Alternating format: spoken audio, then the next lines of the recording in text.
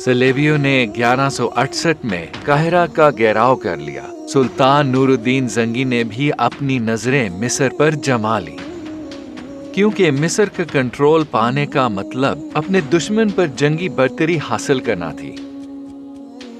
फातमी रियासत ने नूरुद्दीन जंगी से मदद तलब की। सुल्तान ने अपने कमांडर्स शेरको और सलाहुद्दीन को रवाना किया।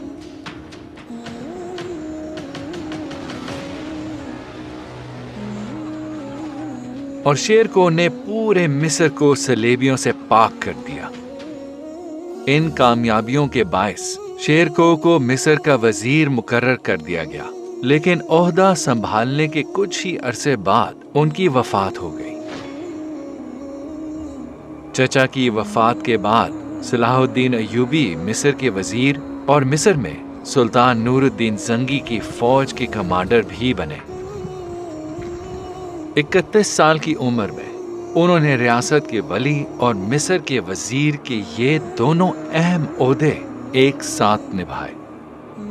सलाहुद्दीन ने मिस्र का कंट्रोल पाने के बाद अपनी और तुर्की के खिलाफ मुजाहमत करने वालों यानी फातिमी और उनके साथ देने वाले सलेबियों और बाज़ंतीनियों का मुकाबला शुरू किया। मिस्र पर मुकम्मल कंट्रोल के साथ उन्होंने फौज को दोबारा मुनज़्ज़म किया। अहले सुन्नत की हमायत में काम करते हुए उन्होंने सुन्नी मदरसे और नए इदारे कायम किए। आहिस्ता आहिस्ता उन्होंने बातनिया फातमियों को ब्यूरोक्रेसी से निकाल दिया। आखिरकार 1171 में नूरुद्दीन जंगी के हुक्म पर उन्होंने बातनिया फातमी की हुकूमत को खत्म कर दिया।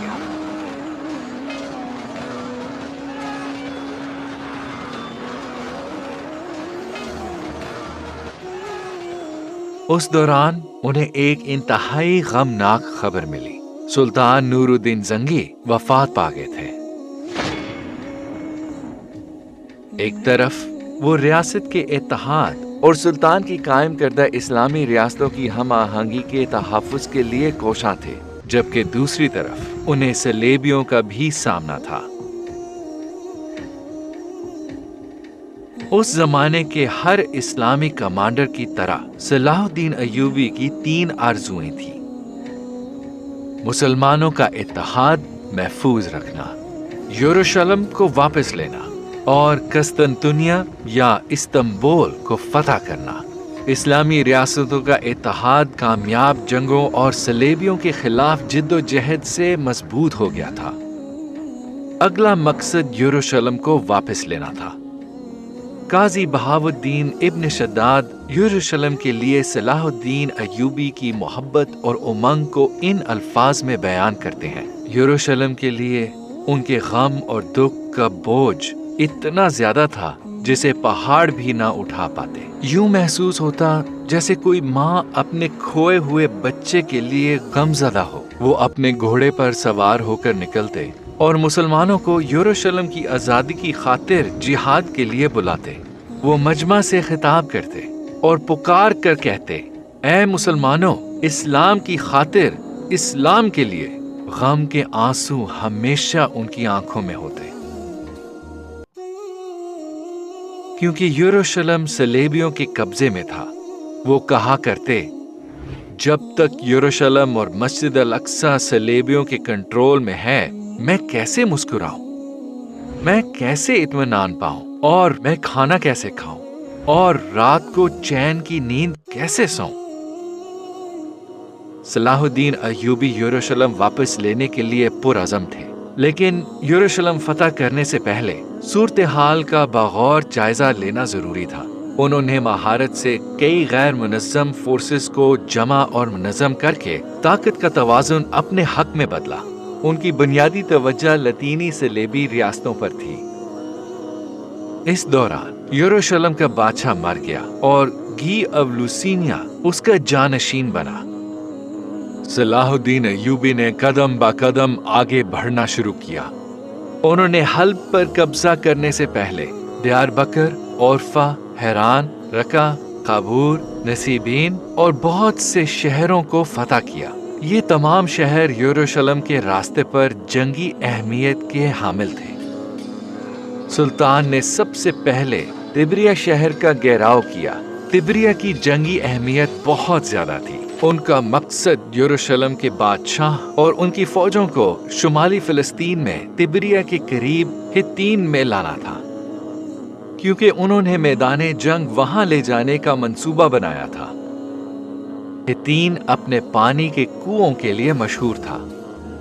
सुल्तान सलाहुद्दीन ने पहले ही हित्तीन के रास्ते पर मौजूद पानी के कुएं कब्जे में ले लिए और उन्हें पत्थरों और रेत से भर दिया। चुनाचे पानी के कुएं इस्तेमाल के काबिल ना रहे। बादशाह और उसकी फौज हित्तीन में पहुंची तो वो कुओं को उस हाल में देखकर सख्त मायूस हो गए। पूरी फौज सहरा की सख्त गर्मी में प्यास और थकन की शिद्दत के साथ जंग लड़ने पर मजबूर थी। हित्तीन की जंग 4 जुलाई 1187 को शुरू हुई। इस जंग में सलाहुद्दीन ने यरूशलेम के बादशाह गी अवलूसियां के ज़ेरे क़यादत सलेबी फौज को शिकस्त दी।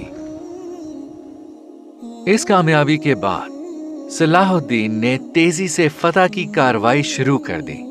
सलेबियों को होने वाले शदीद नुकसान से मुसलमानों को तकरीबन पूरी यरूशलेम की सल्तनत पर कंट्रोल हासिल हो गया। उन्होंने अक्का, तिब्रिया, इस्कलान, नाबलस, रमल्ला और गजा समेत बहुत से किले फतह किए।